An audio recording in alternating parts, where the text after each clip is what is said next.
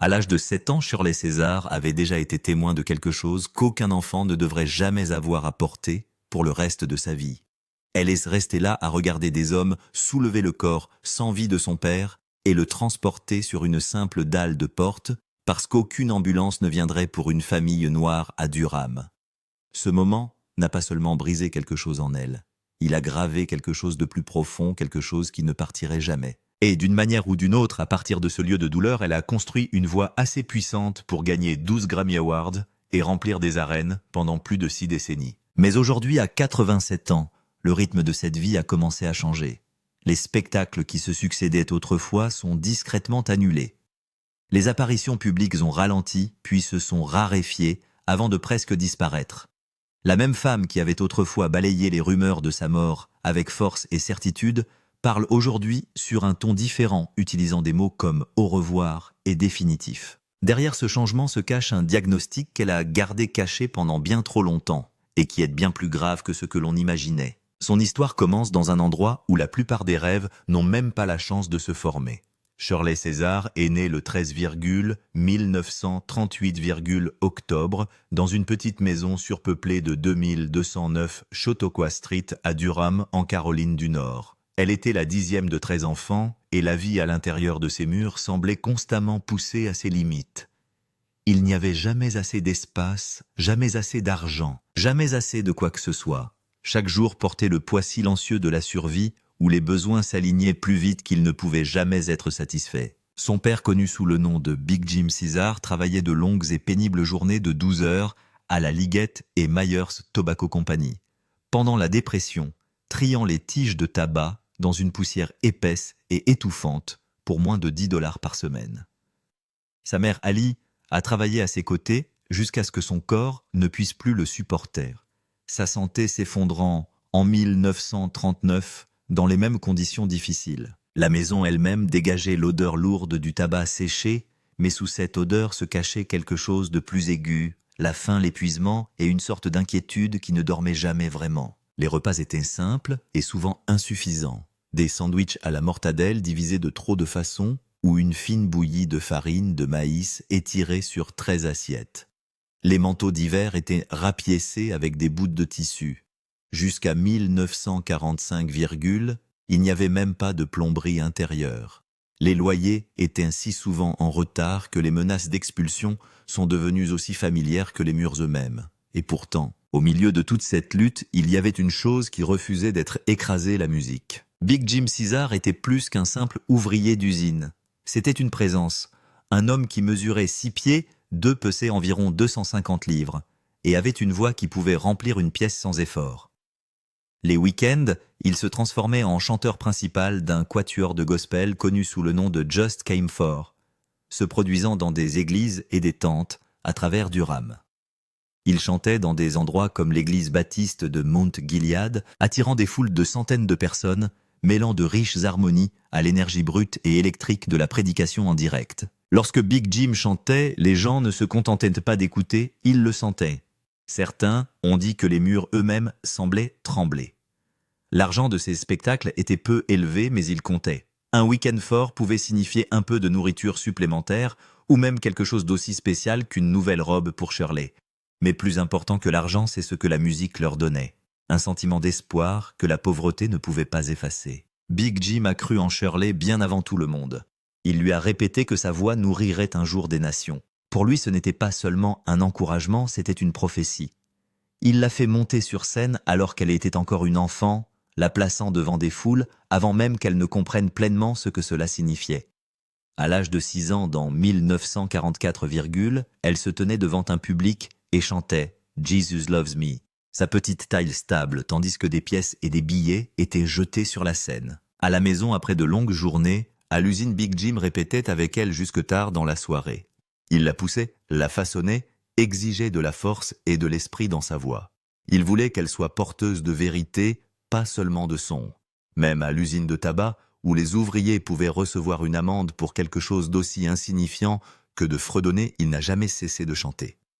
Pour lui, la musique n'était pas un luxe, c'était une question de survie. C'était la seule façon de s'en sortir. Et puis au moment où ce fragile espoir commençait à se concrétiser, tout s'est effondré. Le 15,1946, janvier. Big Jim est soudainement tombé pendant une répétition après avoir subi ce qui a été décrit comme une crise cérébrale. Il n'avait que 42 ans. Shirley n'avait que 7 ans et 3 mois lorsqu'elle l'a vu être transporté hors de leur maison sur la dalle de la porte. Il n'y avait pas d'ambulance, pas d'urgence, pas de système prêt à répondre à une famille comme la leur. Ce moment a marqué la fin de tout ce sur quoi ils avaient compté. Il n'y avait pas de filet de sécurité pour les rattraper. Ali avait déjà des difficultés physiques, son pied gauche ayant été endommagé de façon permanente à la suite d'une blessure à l'usine. Et maintenant, l'homme qui avait maintenu la famille unie était parti. Sa mort n'a pas seulement enlevé un père, elle a enlevé le revenu, la stabilité et tout sentiment de sécurité d'un seul coup. Les funérailles, à elles seules, ont coûté 150, une somme écrasante pour une famille qui n'avait presque rien. Et même cela a dû être rassemblé grâce à l'aide de la communauté évangélique.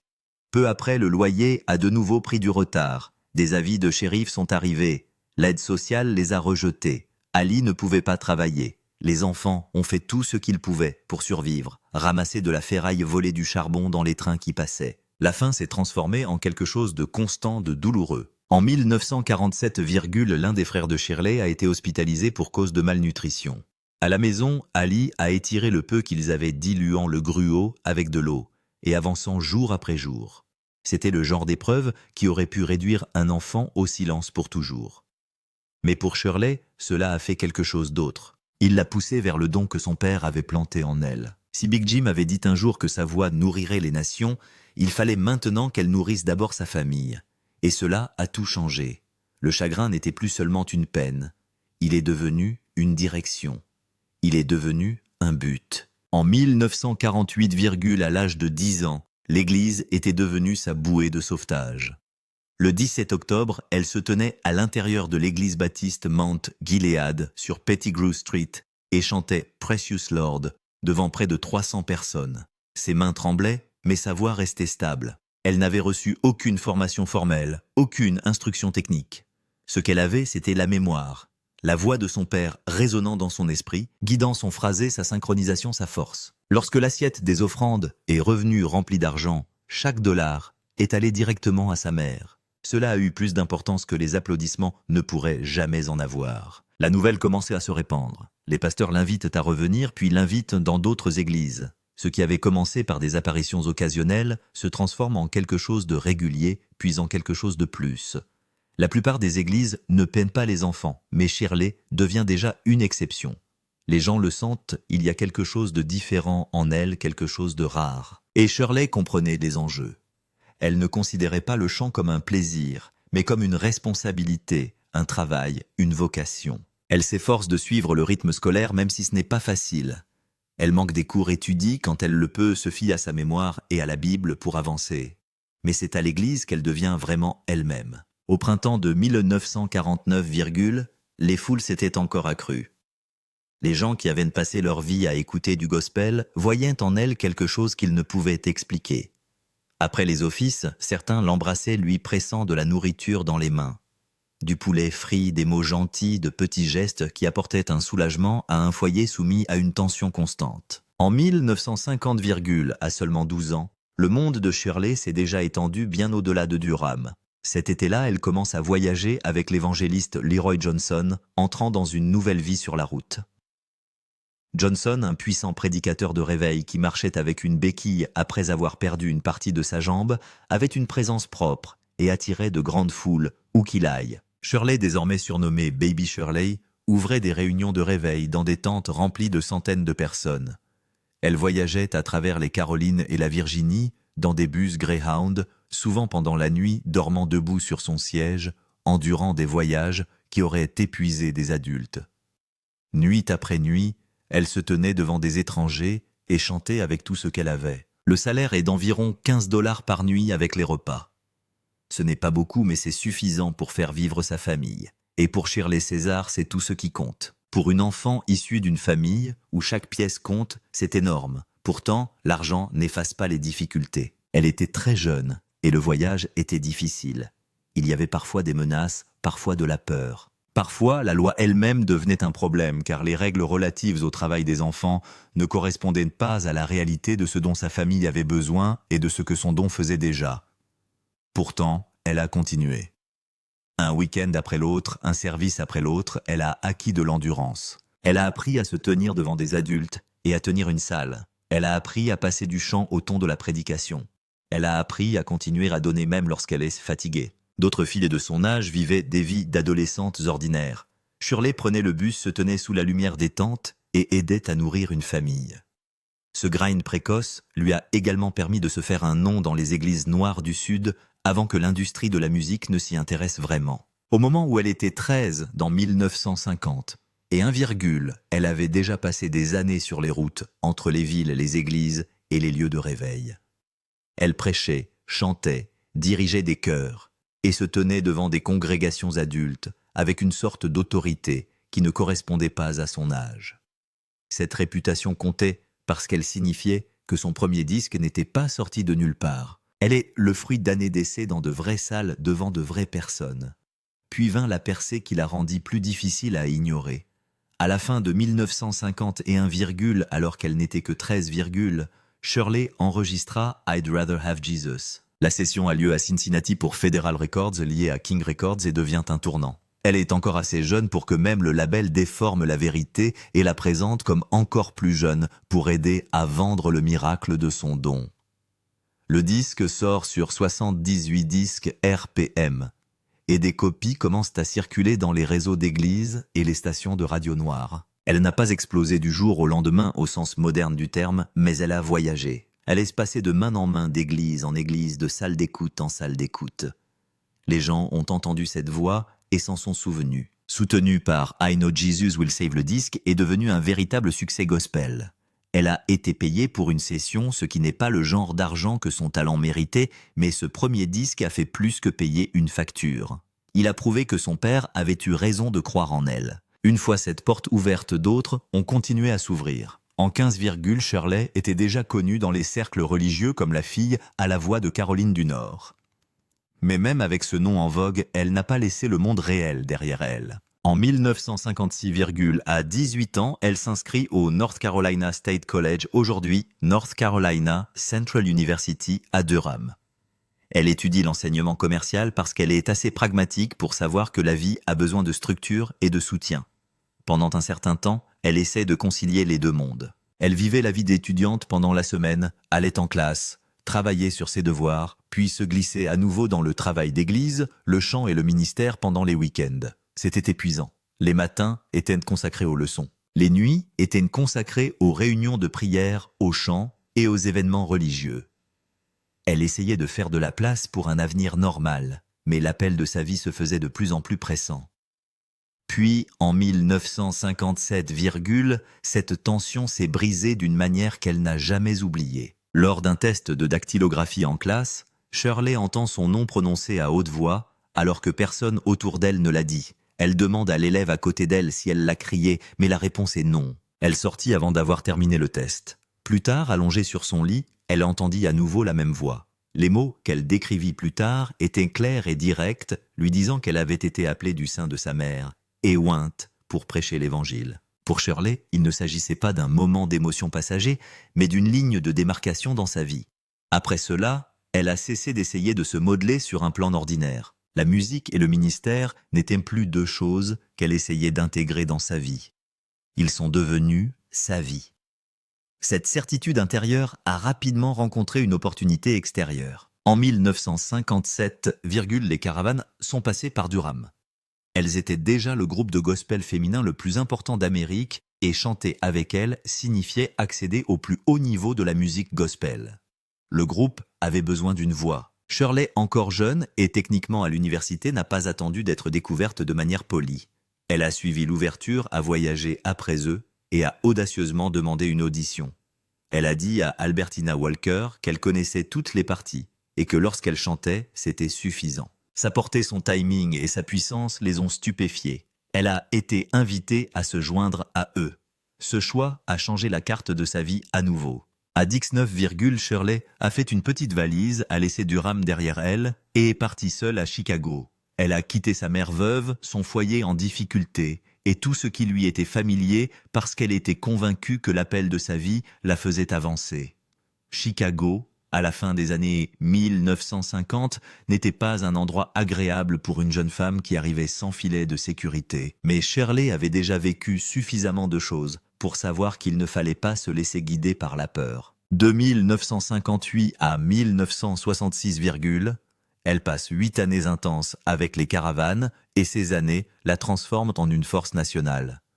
Le groupe tourne constamment. Il remplit les églises, enregistre des chansons gospel majeures et se fait connaître dans tout le pays. Shirley est entrée dans le groupe à l'adolescence, mais elle est rapidement devenue l'une des forces motrices du groupe. Les promoteurs l'ont remarqué, les foules aussi. Les gens ont commencé à demander les caravanes de Shirley César parce qu'elle pouvait soulever une pièce en quelques minutes. Elle chantait avec force, prêchée par la mélodie, et portait le feu de quelqu'un qui avait appris il y a longtemps que chanter n'était jamais que chanter. Le travail était incessant, mais Shirley était présente. Au cours de ces années, elle n'a pas manqué un seul concert. Week-end après week-end, elle a emprunté des routes difficiles, a participé à de nombreux services, a passé des nuits tardives et a fait de longs trajets en voiture, et elle a continué à chanter à pleine voix. Au même moment, une autre chose s'est produite, les églises ont commencé à faire appel à elle seule, non seulement en tant que chanteuse, mais aussi en tant qu'évangéliste, Shirley César. C'était rare surtout pour une femme. Son identité se développait au-delà du groupe, ce qui entraînait des tensions. Au milieu des années 1960, les dates de prédication en solo entraient en conflit avec les réservations de caravanes. Les églises voulaient qu'elle soit seule, la direction du groupe voulait qu'elle soit fidèle à son programme, et les pasteurs s'offusquaient de devoir annuler leurs apparitions en solo. La tension monte de part et d'autre, et ce qui semble être un succès de l'extérieur commence à ressembler à un bras de fer à l'intérieur. En 1966, Shirley prend la décision la plus audacieuse de sa carrière, elle quitte les caravanes au sommet de leur gloire. Pour beaucoup de gens dans le monde du gospel, cela ressemblait à de la folie. Elle quittait la position la plus sûre et la plus importante de la musique gospel féminine. Elle n'avait pas de machine solo sûre qui l'attendait, pas d'atterrissage facile, pas d'argent garanti, juste la foi, une Bible, une valise et la conviction qu'elle n'avait plus le droit de rester là où elle était. Les gens parlaient. Certains disaient qu'elle disparaîtrait dans les 2 ans. D'autres disaient qu'elle gâchait son avenir. Mais Shirley avait déjà vécu trop de choses pour confondre confort et vocation. Elle a donc recommencé. Juste après son départ, elle a formé les Shirley César Singers. Cette fois, le son, la structure et la vision ont été construits autour d'elle. Sa jeune sœur Anne-Belle s'est jointe au groupe et ensemble, elles ont répété dans des sous-sols d'église, des salles louées et tous les espaces qu'elles ont pu trouver. Elles ont chanté gratuitement lorsque c'était nécessaire. Ils ont noué des contacts, recueilli des noms et continué à avancer. Au début, ce n'était pas très prestigieux, mais c'était le sien et cela a fait toute la différence. En quelques années, les personnes qui avaient prédit un désastre ont dû assister à son ascension.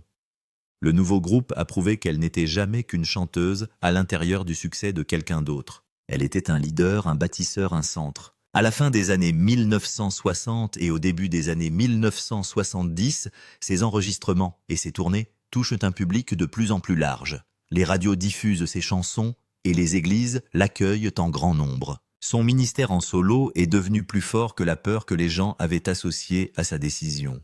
Le risque qui semblait téméraire dans 1966 est devenu le fondement de quelque chose de durable. Shirley César ne s'est pas contentée de chanter des chansons. Elle transformait toute la scène en église. C'est ce qui la rendait différente de presque tous les autres musiciens de gospel. Dès le début des années 1970, elle se présentait en robe blanche et commençait ce que les gens ont appelé plus tard un sermon en cours d'exécution. Pendant les 30 à 40 minutes suivantes, elle prêchait, racontait des histoires, prenait différentes voix, soulevait la foule puis glissait directement dans la chanson sans perdre le sentiment. Un moment, elle parlait comme un pasteur et l'instant d'après, elle chantait avec toute sa force. Des phrases comme « Dieu n'est pas mort » n'étaient pas seulement des mots dans le spectacle. Ils ont fait l'effet d'une étincelle. Les personnes présentes dans les grandes arènes avaient l'impression d'être tombées directement dans une église noire bondée. Il y a eu des cris, des applaudissements, des pleurs et des témoignages. Ce qu'elle créa fut plus tard connu sous le nom de Sermonic Gospel et devint sa signature pendant des décennies car elle donnait à chaque représentation l'impression d'un réveil en direct plutôt que d'un concert. Ce don pour attirer les gens l'a également poussé vers un nouveau niveau de reconnaissance. En 1960 et 11, lors des 14e Annual Grammy Awards. Shirley Caesar a remporté son premier Grammy pour la meilleure performance soul gospel avec Put Your Hand in the Hand of the Man from Galilee. Le disque était sorti en 1970 sur Sacred Records, et lorsque le prix est arrivé en 1972, la chanson s'était déjà répandue dans les églises noires à travers l'Amérique. Le titre lui-même désignait clairement Jésus, mais c'est l'interprétation de Shirley qui lui a donné du feu. Elle ne l'a pas chanté d'une manière calme ou distante. Elle l'a chanté comme si elle appelait les gens à réagir à ce moment précis. Ce premier Grammy était important parce qu'il ne s'agissait pas seulement d'une récompense. C'était le début d'une longue route qui lui a permis de remporter 12 trophées Grammy au fil des ans. En 1975, Shirley Caesar est passée à la radio grand public avec sa version de No Charge, une chanson écrite par Arlan Howard et rendue célèbre dans la musique country par Melba Montgomery. En 1974, Shirley a pris cette chanson et l'a transformée en quelque chose d'autre. Entre ses mains, cette chanson est devenue une ballade profonde et émouvante sur l'amour d'une mère. Sa voix se brisait à la ligne « No charge, call me mother ». Et cette cassure était porteuse d'une réelle émotion. Elle touchait des gens qui ne la connaissaient peut-être pas du tout à l'église. Le disque s'est hissé au 40e rang du Billboard R&B au début des années 1976, et a également atteint les palmarès pop. Pour une artiste gospel des années 1970, ce genre de croisement était rare, très rare.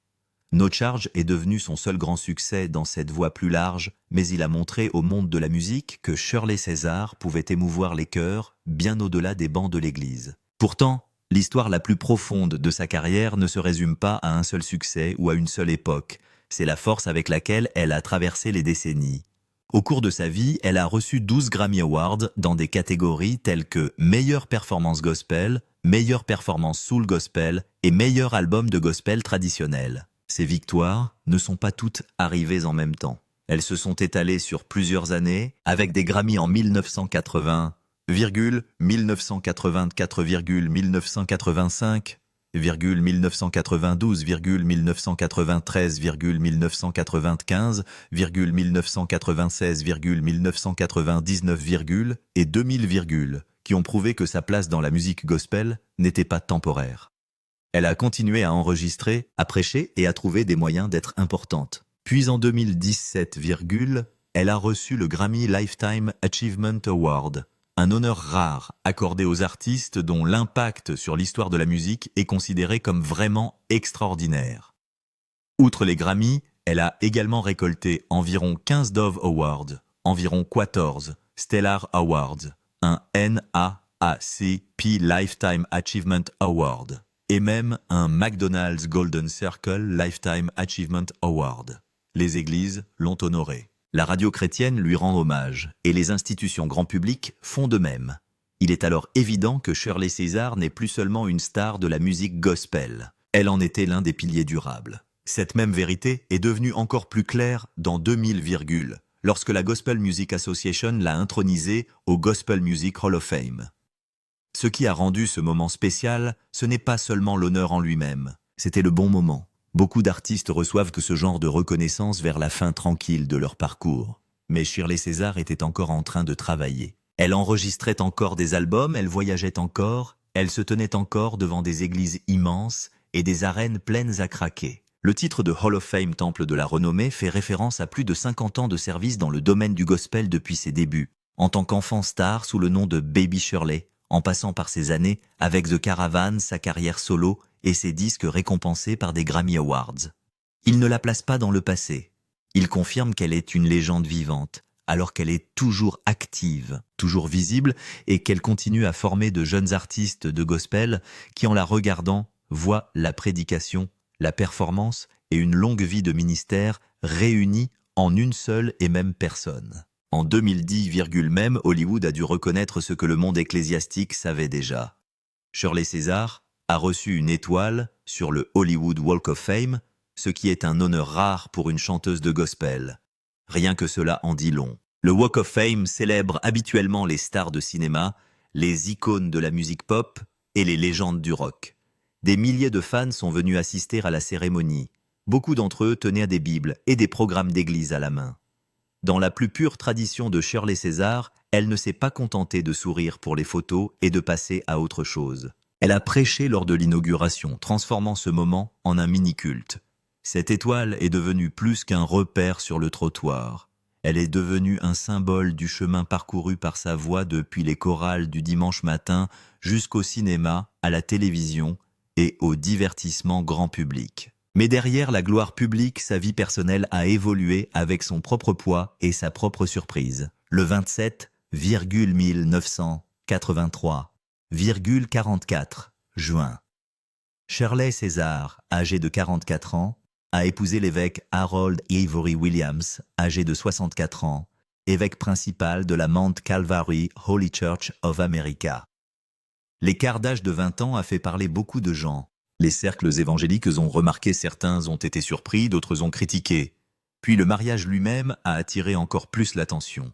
Il était grandiose, plein de robes personnalisées d'arcs floraux et d'un festin pour environ 1500 invités. Il a coûté des dizaines de milliers de dollars et a été célébré à une époque où la célébrité de Shirley grandissait rapidement. Pourtant, le mariage n'était pas un simple événement social. Il liait son ministère musical à la direction de l'église de Shirley d'une manière puissante. Ensemble, ils ont été les pasteurs de l'église Mount Calvary Word of Faith Church à Raleigh. En 2014, cette église comptait environ 1500 membres. Il l'a ordonnée en 1990, et après sa mort en juillet 2014, elle a pris la relève en tant que pasteur principal. Leur union a réuni deux mondes qui vivaient déjà dans sa vie la scène et le sanctuaire. Son histoire est également porteuse d'une autre sorte de victoire qui est arrivée plus tard que ce à quoi beaucoup s'attendaient. Shirley s'était inscrite au North Carolina College en 1956 pour étudier l'enseignement des affaires. Mais en 1958, à l'âge de 20, elle quitte l'école pour rejoindre les caravanes. La musique l'éloigne de la salle de classe, mais l'œuvre inachevée ne la quitte pas. Puis en mai 1984, à l'âge de 45, elle obtient un diplôme de l'université de Shaw avec mention très bien et une licence en administration des affaires. Ce moment est important parce qu'il n'a pas été facile ou simple. À l'époque, elle était déjà en tournée en train d'enregistrer et de construire une grande carrière dans le gospel. Pourtant, elle est revenue pour terminer ce qu'elle avait commencé.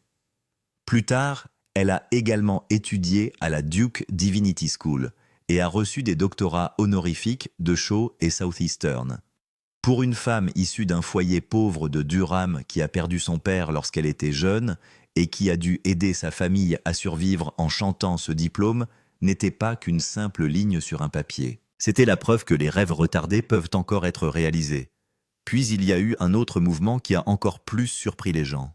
En 1987, Shirley César s'est présentée au conseil municipal de Durham. Beaucoup lui ont déconseillé de le faire. Certains lui ont dit que la politique nuirait à sa carrière, d'autres que la religion et le gouvernement devaient rester éloignés l'un de l'autre. Elle s'est quand même présentée. Lors d'une primaire à 9 candidats, elle a terminé 3e et a remporté le siège. Elle a siégé de 1987 à 1991, Son objectif était clair, elle s'est prononcée en faveur du logement des pauvres et des personnes âgées, de l'emploi et de la croissance des entreprises locales.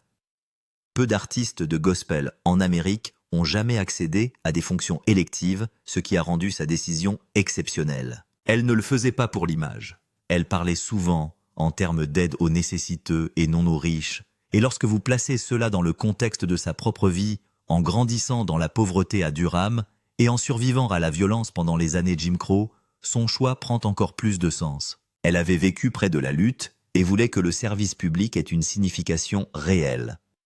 Ce même attrait pour le service a façonné ce qu'elle a fait avec son argent. Shirley César est devenue connue non seulement pour ce qu'elle gagnait, mais aussi pour tout ce qu'elle donnait. Au fil des ans, des rapports ont affirmé qu'elle faisait don d'une grande partie de ses revenus, certains indiquant que 50% de ses revenus étaient reversés à la communauté, d'autres affirmant même davantage. La vérité fondamentale est restée la même. Elle ne s'accrochait pas à l'argent comme beaucoup de gens l'attendaient d'une grande star. Ses ventes d'albums, ses succès et sa carrière primée lui ont permis de gagner de l'argent, mais une grande partie de cet argent a été consacrée à aider les autres. Les collectes de nourriture et de jouets, les événements de sensibilisation et l'aide au ministère sont devenus des éléments réguliers de sa vie. Même si la célébrité grandit autour d'elle, elle a gardé une vie relativement simple et s'est concentrée sur le fait de rendre l'appareil aux autres. Ce choix était d'autant plus fort qu'elle n'a jamais oublié d'où elle venait. Pourtant même, une vie construite autour de la foi de la musique et du service n'était pas exempte de conflits. À la fin des années 2016, le monde du gospel a été ébranlé lorsque Kim Burrell a prononcé un sermon à l'église Love and Liberty de Houston le 30 décembre qui comprenait des remarques très dures contre les LGBTQ. La vidéo s'est répandue en ligne dès janvier 2017, et les réactions n'ont pas tardé. Des personnalités publiques se sont exprimées, des collaborations ont été annulées. Les médias sociaux se sont transformés en tempête. Le moment a dépassé le cadre d'un seul sermon. Il a ouvert un débat plus large sur l'homophobie dans les églises noires et a poussé les artistes de gospel dans une position où le silence lui-même ressemblait à un soupir. Shirley Caesar est alors intervenue dans la tempête. Le 4 janvier 2017, elle a prêché à la First Baptist Church of Glen Arden dans le Maryland et a défendu Burrell sans la nommer directement. Dans ce sermon, Shirley a déclaré que les critiques auraient dû s'exprimer il y a 4 ans, lorsque notre président a autorisé ce genre de choses, faisant clairement référence au soutien apporté au mariage homosexuel pendant les années Obama. Ce qui a rendu ce moment encore plus frappant, c'est que Shirley avait prévenu les pasteurs de récupérer les téléphones à la porte afin que les sermons ne soient pas enregistrés, mais ses propres mots se sont tout de même répandus en ligne. La réaction a été rapide. Certains fans de longue date ont été abasourdis. Pour les auditeurs progressistes, la première dame de l'Évangile semble désormais en décalage avec un monde en pleine mutation. Pour les fidèles plus conservateurs, elle avait tenu bon. Quoi qu'il en soit, ce moment a laissé des traces. À la même époque, de vieilles rumeurs sur sa vie privée ont continué à circuler. Pendant des décennies, surtout à partir des années 1980, des rumeurs sur la sexualité de Shirley Caesar ont circulé dans les blogs et les discussions d'église même s'il n'y avait aucune preuve à l'appui. Ces rumeurs ont repris de plus belle pendant les années 2010, surtout après sa prise de position pendant la controverse Burrell parce que les critiques ont essayé de la faire passer pour hypocrite. Après des années de silence, Shirley a plus tard répondu directement aux rumeurs dans une vidéo YouTube virale publiée le septembre 28, 2025, les qualifiant de fausses et de blessantes. Elle a déclaré qu'ils avaient nui à son ministère et a clairement indiqué qu'elle souhaitait que les gens cessent d'utiliser les ragots comme s'il s'agissait de la vérité. C'est un exemple de plus de la façon dont la vie publique peut entraîner une personne dans des histoires qu'elle n'a jamais écrites pour elle-même. L'Internet a également créé un autre fardeau étrange pour elle. De fausses rumeurs de décès ont commencé à circuler plus d'une fois. Un cas particulièrement visible s'est produit le 9 2023 mai lorsqu'une chaîne YouTube a publié une vidéo affirmant que Shirley Caesar était décédée des suites d'un cancer. Il n'y avait aucune preuve. En fait, elle se produisait encore sur scène quelques jours plus tard, notamment pour la fête des mères à Atlanta, le mai 14, 2023. Une fois que ce genre de rumeur est lancé, elle se propage rapidement. Des canulars similaires sont réapparus en 2024 et 2025, en même temps que de fausses allégations sur le cancer. Shirley a fini par plaisanter sur la situation, affirmant qu'à moins d'être une morte vivante, elle ne savait rien de l'enterrement. La plaisanterie était drôle, mais pas le problème qui la sous-tendait. Elle montrait la rapidité avec laquelle les mensonges peuvent circuler autour d'une personnalité publique.